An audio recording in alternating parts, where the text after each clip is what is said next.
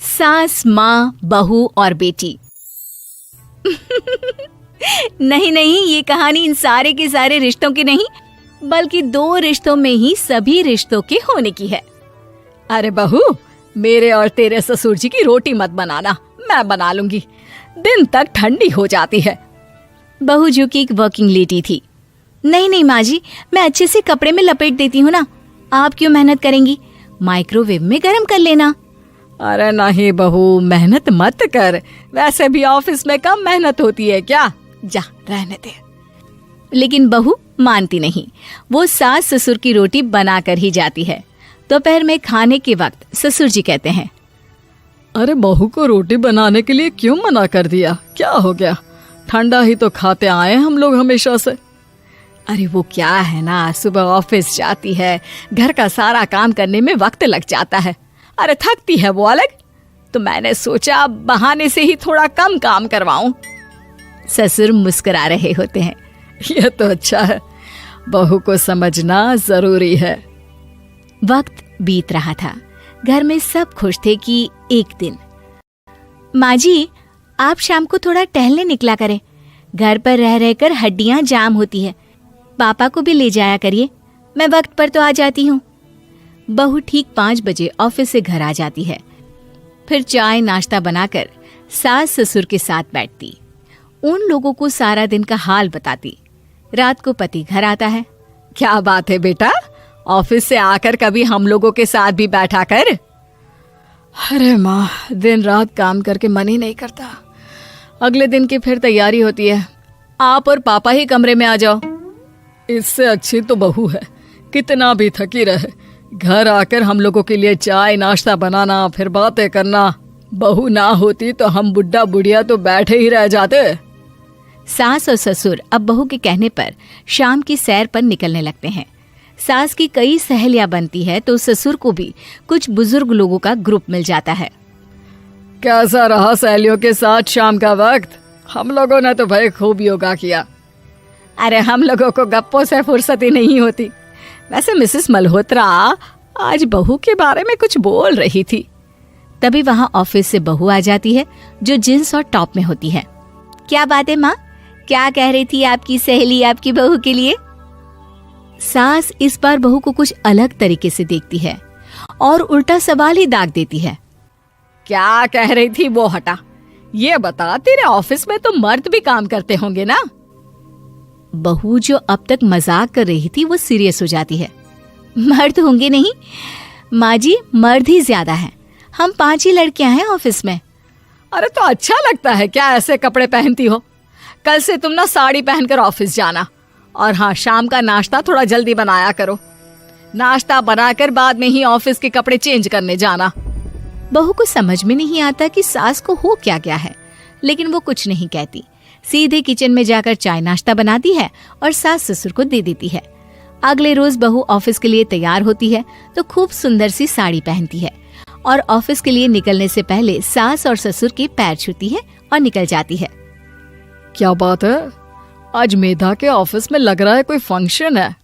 अच्छा, पता नहीं, मुझे तो बताया नहीं, वैसे तो सारी बात करती रहती है। अरे देखा नहीं कैसे साड़ी पहनकर जा रही थी? अरे वो तो मैंने ही बोला है उसे। अरे अच्छा लगता है क्या रोज रोज ऐसे सूट या जींस में जाना? बहू हो, बहू बनकर रहो, और आप भी ना मेधा मेधा मत किया करिए, बहू बोला करिए, सर पर चढ़ जाएगी तो दिक्कत हो जाएगी। सास अब बहू को बहू जैसा रखने लगती है, हर बात पर रोका टोकी, हर बात पर ताने। क्या बात है, आजकल लेट आ रही है ऑफिस से? अरे चाय के लिए भी देर हो जाती है, हम लोग फिर पार्क में भी देर से पहुंचते हैं। सभी की बहुएं वक्त से चाय नाश्ता करा देती है अपने सास ससुर को, बस एक तू ही है जो उस वक्त ऑफिस से निकलती है। माँ जी, वो एक रास्ता पुलिस वालों ने न जाने क्यों बंद कर रखा है, जिसके कारण ट्रैफिक ज्यादा हो जाता है। मैं कोशिश करूंगी कल वक्त से पहले निकल जाऊं।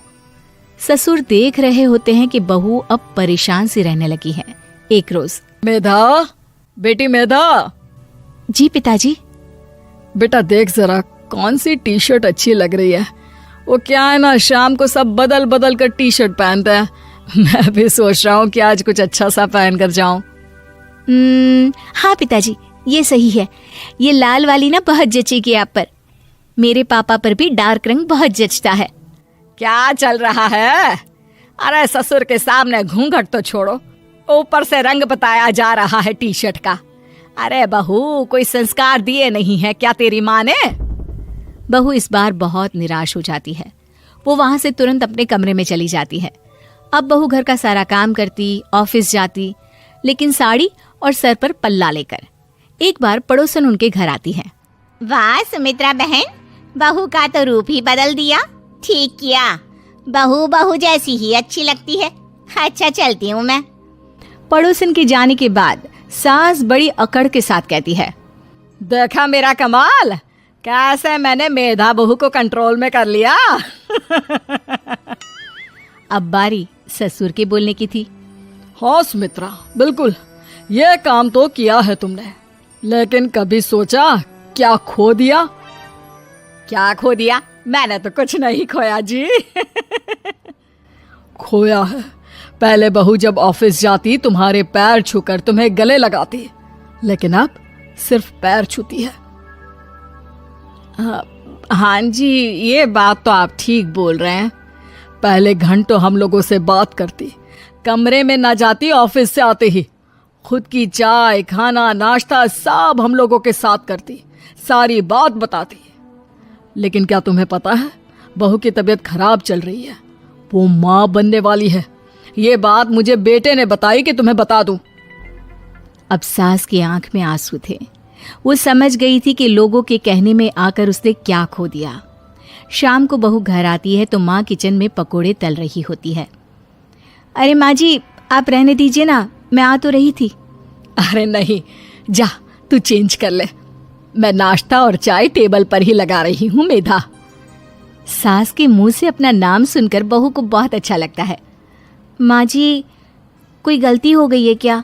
मेरे होते हुए आप काम करे, ये ठीक नहीं है। संस्कारी और समझदार बहू सास को माँ समझती है, लेकिन सास की बेवकूफी उसे सास ही बनाकर रखती है। बहू, मुझे भी थोड़े संस्कार और समझदार बनने का मौका दे, जिससे मैं भी बहू नहीं बेटी को देखूं तुझ में।